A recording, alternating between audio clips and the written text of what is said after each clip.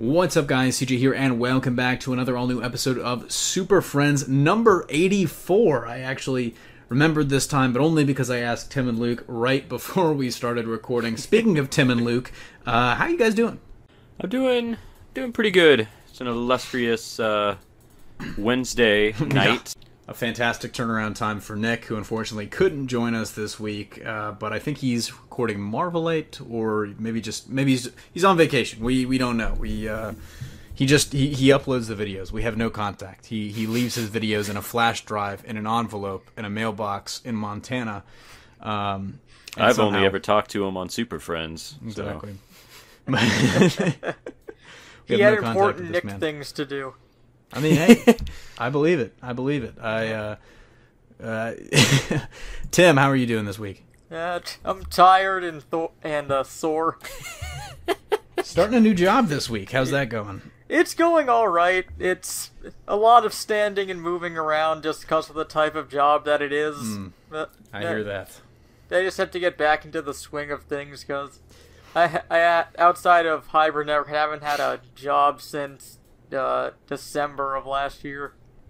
Yep, I've definitely been there. It's kind of hard to get back into like routine like that, isn't it? You know, yeah. Especially one where you go from probably not being on your feet for 6 to 8 hours a day to being on your feet for 6 to 8 hours a day. I know the last job I had, I went from working a desk in the job right before that to standing and running for 6 or 8 hours every night, which was always fun. But Luke, how are you doing today, bud?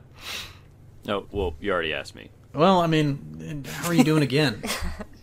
I mean, you saw Wonder Woman this week. How was Wonder Woman? Or you saw Wonder Woman last week? Yes. Yes, that's right. I also did a review. If anybody wants to go see a little bit more in-depth thoughts there. Yeah, I plugged your review. I did an article for the website earlier, kind of a roundup of all the reviews and talking about how it's the movie's certified fresh, which we'll get into in just a minute. And I linked yours at the bottom, so hopefully people actually read that. But it's doing well. You seem to be getting a lot of great feedback on that. That's good. That's good. I was worried that the score I gave it, because I don't really like giving the number scores just because what I consider to be good, a lot of people don't really seem to consider good, but it's all right so far. Yeah, I like Wonder Woman. I think Wonder Woman's a good movie. Certainly has some problems. Has problems that I think a lot of comic book movies do these days. The notorious third act seems to get to them as well, but I think for the most part, this is the first DC movie that I've really enjoyed in the past, 5 years. And a lot of critics seem to enjoy it as well.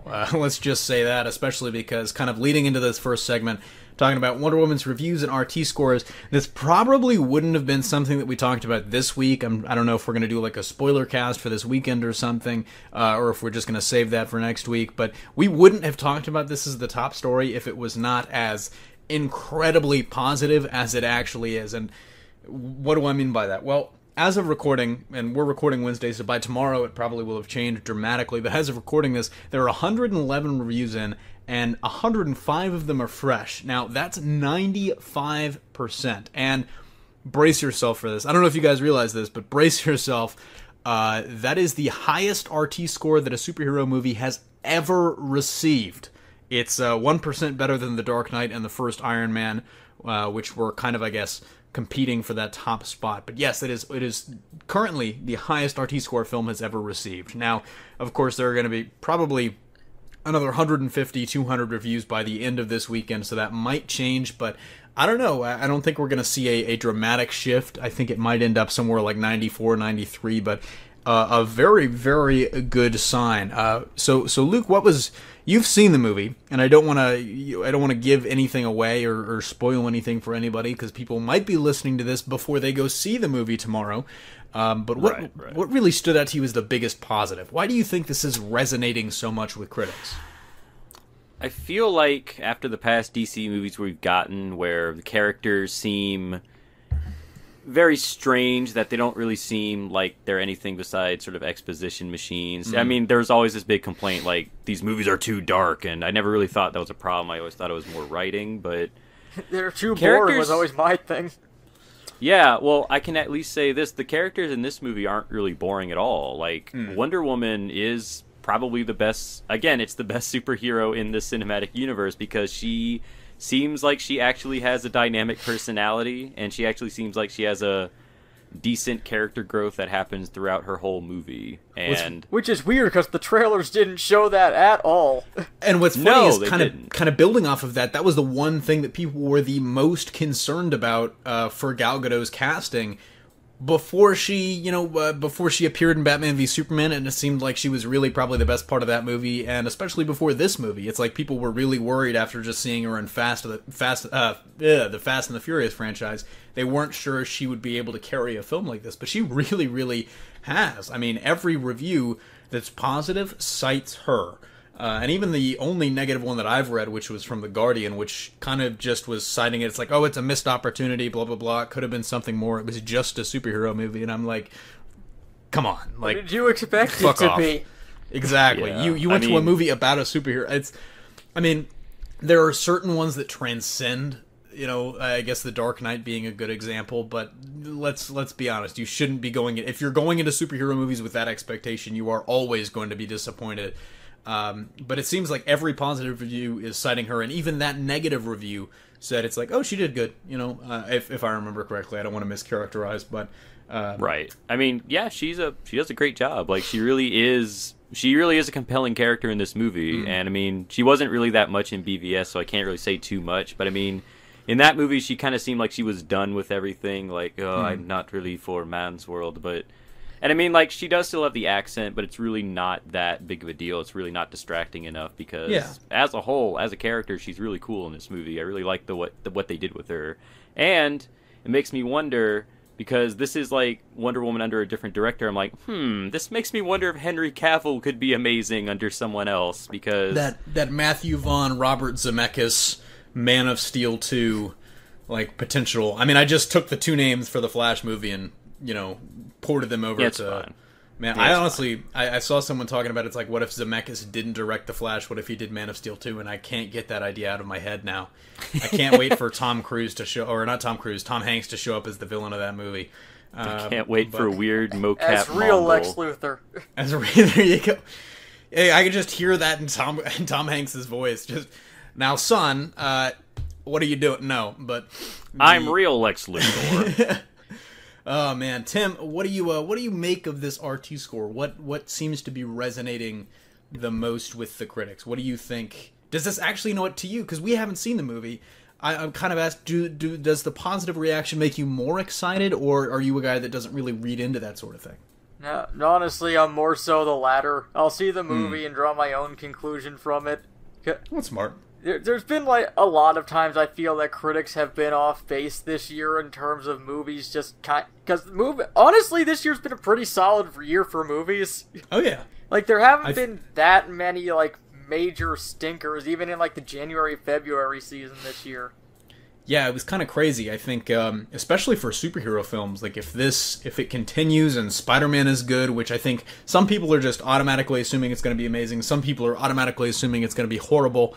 And I don't see a lot of middle ground there, but if that's good, and it's no lock to be good, but if that's good, if Justice League is good, and if Thor Ragnarok is good, it's like, man, this could end up being the best movie for superhero movies ever. I mean, if we have 6 good ones, that almost never happens, and I think this is the first year where we're really getting into the holy shit, we have a lot of comic book movies.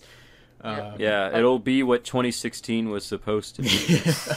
I mean, I didn't, I'm not sure if I'm going to end up seeing the movie this weekend just because I'm free Saturday, but I don't like going to movies by myself, and that's basically going to be what happens this weekend. I might invite someone up, we'll see what happens.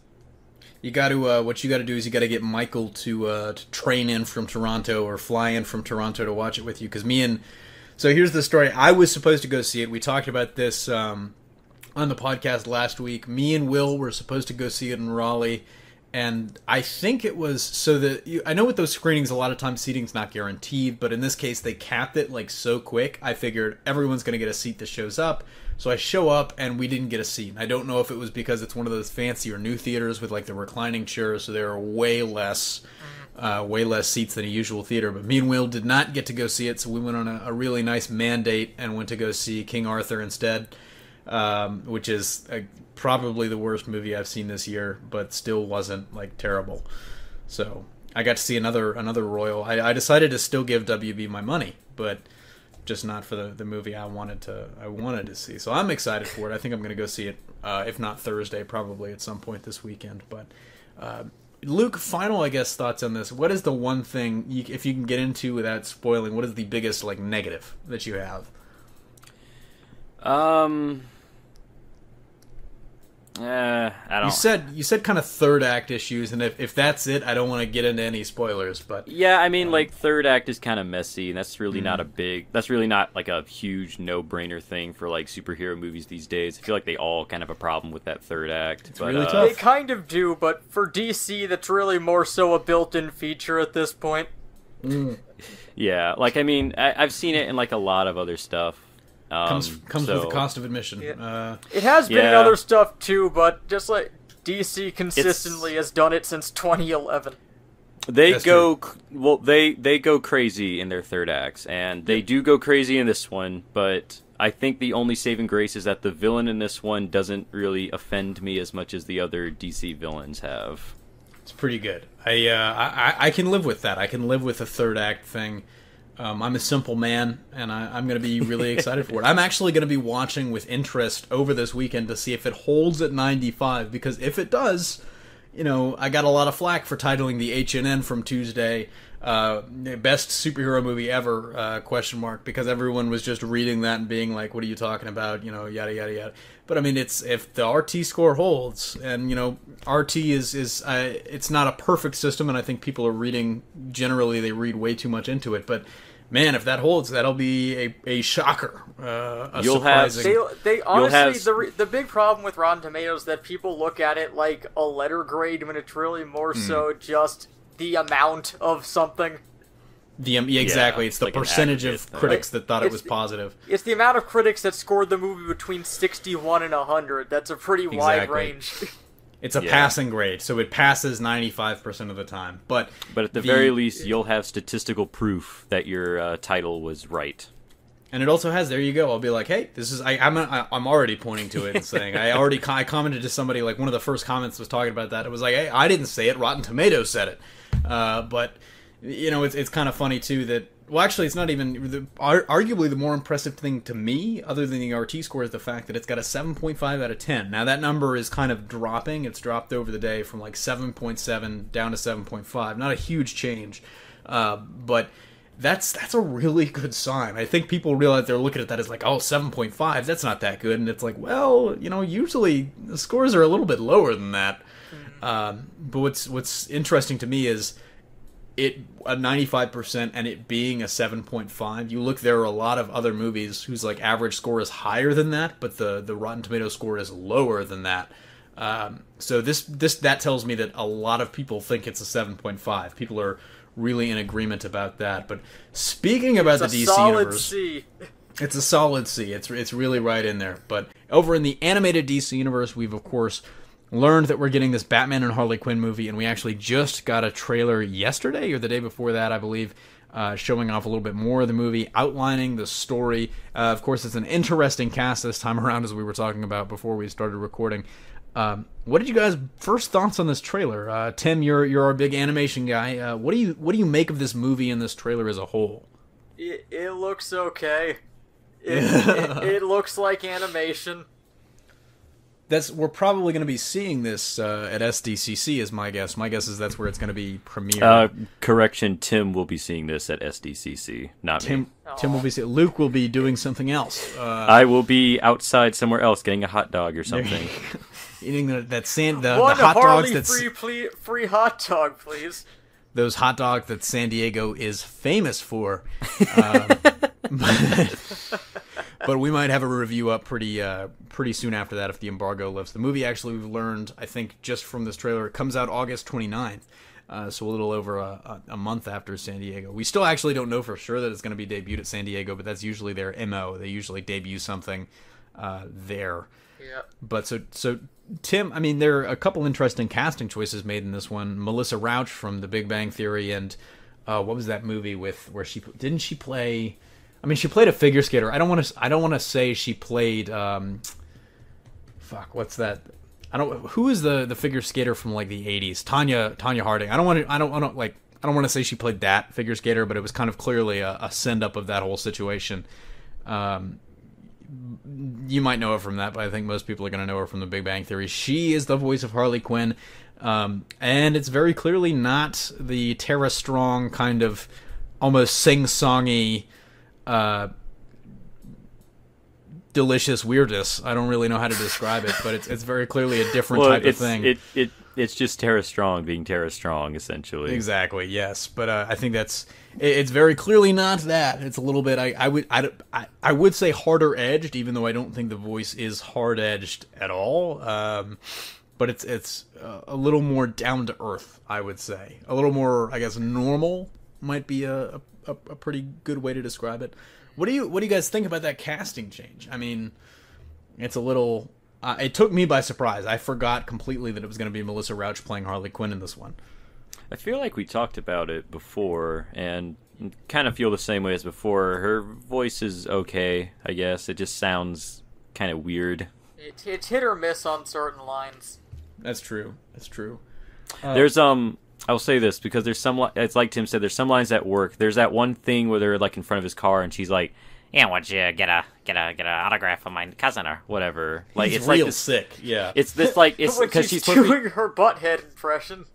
Because she's doing like she's like talking really fast, but it doesn't sound right there. I guess I don't know. Yeah, weird. I think it was more Beavis actually. It was. Rate Luke's Harley Quinn impression in the comments section. Cornholio. We also learned a little bit more about the plot in this trailer. So Poison Ivy, played by Paget Brewster, and the Floronic Man. I want to say that am I saying that? Am I pronouncing that correctly? Yes. The Floronic Man, played by Kevin Michael Richardson, and for some reason, like this massive Hulk-sized figure, are trying to turn everybody, or they're trying to turn all life on Earth into plants. And so, it's so terrible and weird. But so basically, Batman and Nightwing are off to stop this plot, Poison Ivy and the Floronic Man. And who do they turn to for help but Harley Quinn? It seems like it's Nightwing's idea from the trailer, and I guess it's just because Harley and Poison Ivy used to roll together. But that's really the only reason. I think maybe the plot would have been better served for her just being an informant. But I guess kind of what do you guys think about the plot, Luke? And who do you think Batman and Nightwing should have turned to? Oh, I don't know. There's a lot of people they could have turned to. Superman, probably. He seems like somebody that would have something to say about that. Yeah, no, turning people into plants. I would assume 90% of the heroes that they work with would be against that. So I like to imagine. I love nature as much as the next guy, but this seems a bit much. Yeah, imagine going to Superman just, sorry, Bruce, I totally agree with her. I believe we should all be plants. It's Tim Daly. I already absorbed sunlight and turned it into energy. I'm basically a plant already. I am basically a plant. Bruce, I'm practically a plant, and I could always just fly up into space. This really doesn't affect me. But so obviously after that conversation, they'd have to go to Harley. Basically, exactly. Wonder Woman, I'm already made of Earth. There you go. I'm clay for I'm from the ground. I mean, it would turn her into a chia pet, but I'm kind of interested in whether or not they called Firestorm at all, because he seems like somebody that could potentially help, but maybe not. Maybe they just needed Harley for reasons not clearly enumerated in the trailer. Tim, who would you have turned to for help if you were Batman? I would have turned to Superman. There you go. It seems like the fastest solution. I guess. He has X-ray vision. He could have found them quite fast, I would believe. And I was then also he just just thinking, punches them and wins. There you go. I was also just thinking, I mean, he's cultivated this army of, like, misfit toys, Batman has, and we don't see, like, any of those. It's just Nightwing, and Nobody thinks, hey, let's give Tim or Damien a call. Let's even see what Jason's doing. Potentially, maybe he's got a flamethrower in a locker somewhere. Jason's too busy not existing. He's too busy being dead. He's too busy Bruce being will Tim never... Drake. There you go. There you go. I say Bruce will never call Tim back ever. Sorry, Josh. All right, but I guess actually, we're not staying in the animated universe. We're going to move over to the DC TV universe for this last topic and talk a little bit about Supergirl Season 3.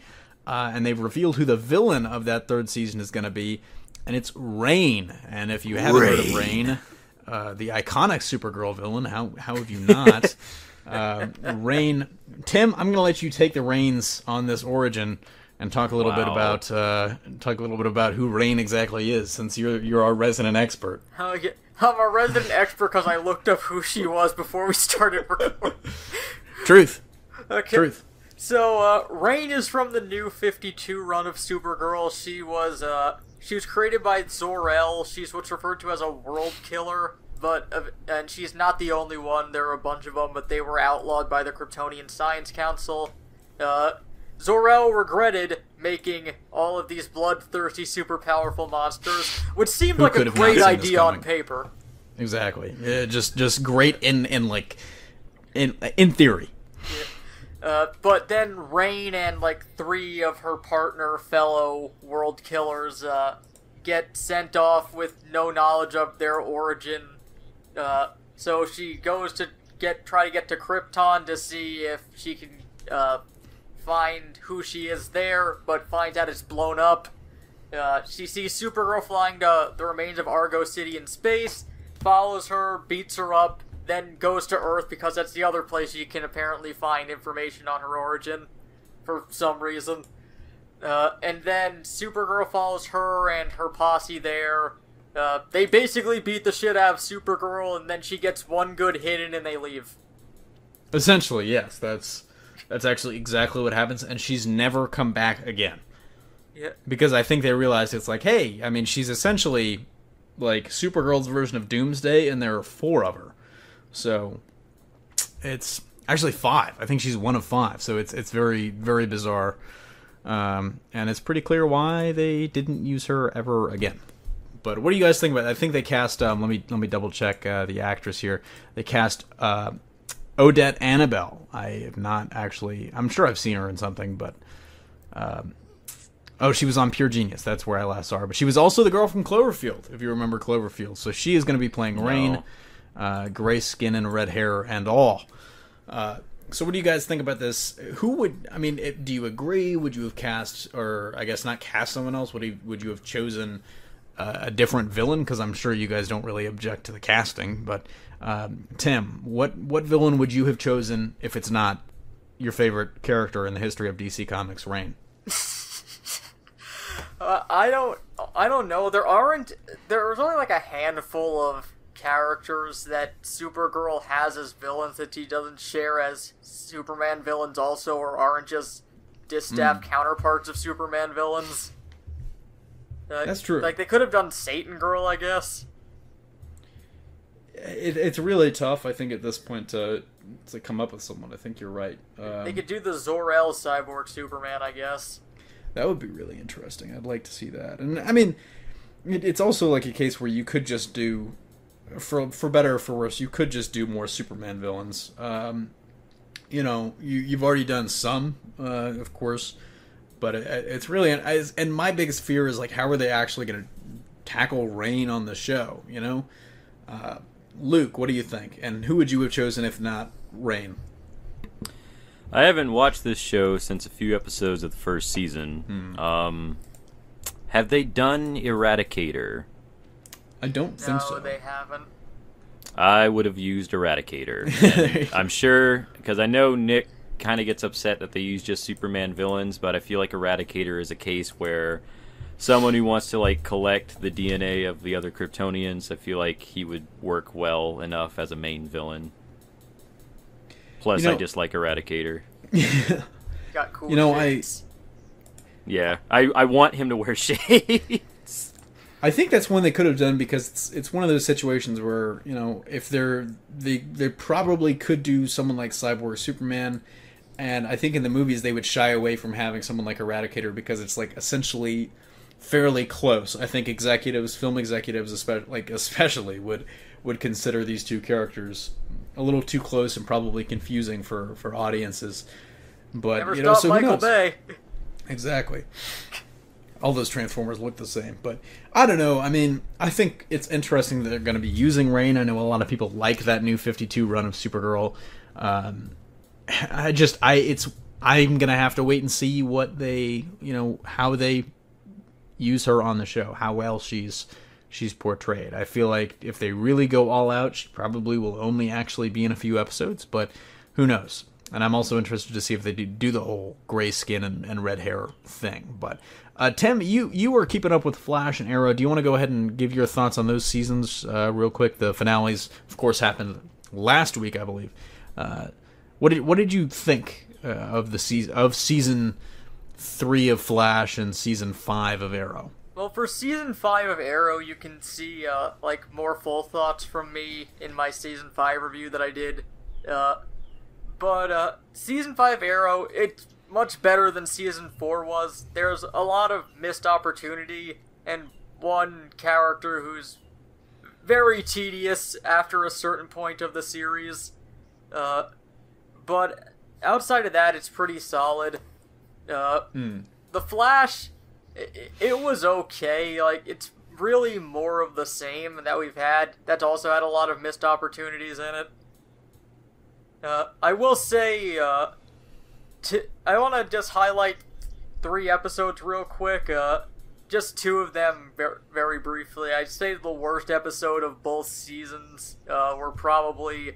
I don't know what the name of the episode is, but the one where Oliver and Felicity are trapped in the Arrow Cave together without power. Because it basically felt like a carryover from season 4. Truth. They brought up the stupidest thing from season 4 twice this season and didn't make it any better either time. Huh. The stupid thing where Felicity got mad at him for not giving her a say in what happened to William. Oof. They bring it up she brings it up to William's mom, who I thought was on board with taking him away, but apparently she wasn't. Well, ain't nothing like a retcon. Yeah, they bring that up in the season finale for whatever reason. I don't know why. But the worst episode of The Flash was, unfortunately, the musical episode, which was a very, very crappy musical episode. What's funny is, I mean, didn't Barry only really sing towards the end? He sings twice, and I'll get into the first one in a sec, but basically, in 41 minutes that comprise a standard Flash episode, there are 5 songs in total. Huh. And 3 of them are songs that already existed before this episode. For more information on how to do a great musical episode of a non-musical show, watch Scrubs. Because that's one of the best episodes of the entire series, I would say. That's 21 minutes long, and it had more songs in it. It had, I think, 7 or 8. Yeah. But yeah. Of course, they were short songs. But, I mean, the whole thing with the Flash only singing, like, twice is... I mean, granted, 5 songs, you know, so it's a pretty good... sings twice, too. Pretty good chunk. I mean, well, the thing is, like, the Grant Gustin is actually... I mean, he was a... I think his background is primarily actually in musical theater. So it doesn't... And he was on Glee. And Melissa Benoist, yeah. I Benoist. think they were both... Yeah, Benoist. No, it's Benoist. They think they were both on Glee before this. Yeah, they were. So it's very bizarre, but yeah, the worst song in the entire thing is one of the 2 original songs they have. It's called "You're My Super Friend," and it's basically a sing-talky, completely flat, like back and forth stage business style song with the Flash and Supergirl, and it's just really awful to listen to. So that's going to be our new intro song. Yeah. You're my super friend. You're my super friend. That's exactly how Grant Gustin sings the chorus of that song. Oh my god. Alright, well, on that fantastic note, should we move on to viewer questions? I just want to say one last thing. Go ahead. This one's really fast. Arrow did a very special episode this season about gun control regulation. And cool. Keep in mind, it is still a show primarily about vigilante justice. And about killing people. This is like if The Flash did a very special episode on the dangers of speeding. There you go. And actually, I think they should, but... Yeah. It was just completely out of nowhere, and it's completely defeated by the premise of its own show. Well. So on to viewer questions. Well. Viewer questions.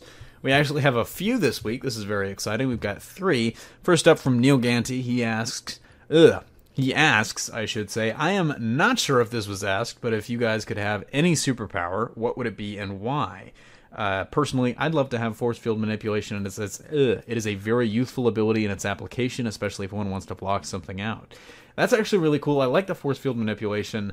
Luke, if you could have a superpower, what would it be?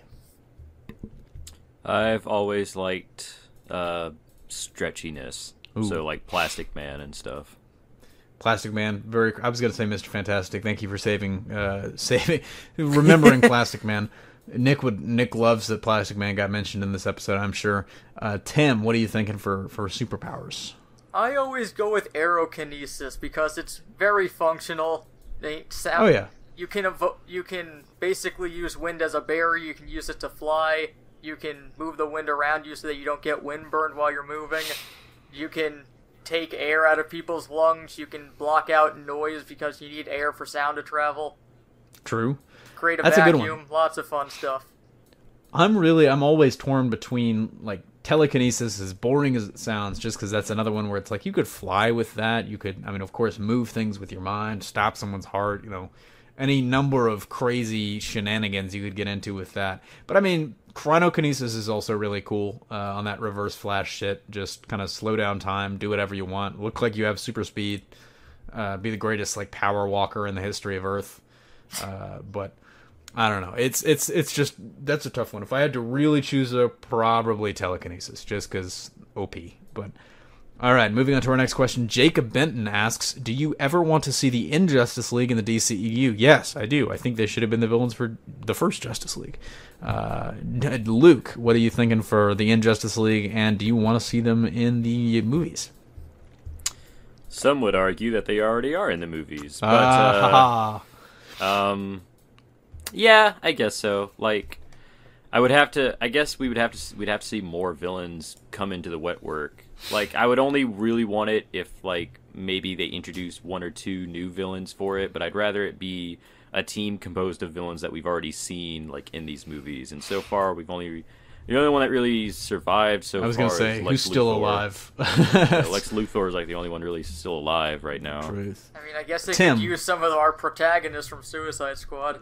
That's true. I guess that's very true. It's very true. Killer Croc protecting his BET. Yes. So, Tim, is that a yes, or is that a... I'd honestly rather see, like, basically the same concept. I want to see the Legion of Doom. I want those really specific characters. That'd be you fantastic. know what? I agree with Tim only because I want to see their underwater swamp base in the movies. Yes. I want Solomon Grundy. Yes. We need Born him. on a Monday. All right, moving on to our next question. Last question, actually. Scottaplier, pop cult fan, asks, #ask Superfriends, if they make a second Wonder Woman movie, which DC villain would you want to see as the villain, and who would you guys cast? Now, we actually talked about this a little bit before we started recording. Tim, who would you want to see? I want to see Angleman. Angleman. He knows all the angles. He does. Every degree. Luke. Team up with Blue Snowman and Minister Blizzard. That's tough. That's cold, man. But personally, it's a toss-up for me, at least. Cheetah or Cersei, or maybe both. I think either could work. I think Cheetah... We did kind of agree before the show, I think. I think we were all in agreement about Cheetah's probably the most likely, right? Way to go, Way to go obscure on your choices, CJ. That's true. Yeah, I really had to dig for that. We might as well have chosen Giganta. Jesus Christ. That was the third option, actually. But all right, guys. That actually about does it for us here. If you want to ask a question, odds are we're going to answer it on the show. Just comment down below with the hashtag AskSuperFriends, or hit us up on Twitter at @HybridNetwork_ with the hashtag AskSuperFriends, and fire away. Like I said, we'll probably answer. Luke, where can people find you on the Twitters? I am on Twitter at Baron_Zemo1. Awesome. Tim? I am at Twitter at Aussie Dragoon. At Twitter. That's his account. At Twitter. At Twitter. Yes. He bankrolls this entire thing. No. I'm on Twitter at CJ Pascal, just like you see. Well, actually, just like you saw on the HNNs, we switched that around recently. But anyways, that is going to do it for episode 84 of the Super Friends podcast. Thank you so much for listening, if you're still listening. Like I said, don't forget to ask your questions. Odds are we'll answer them. Everybody go see Wonder Woman this weekend and let us know what you thought. But signing off for Tim and Luke, this is CJ, and we'll see you next time. Later. Later.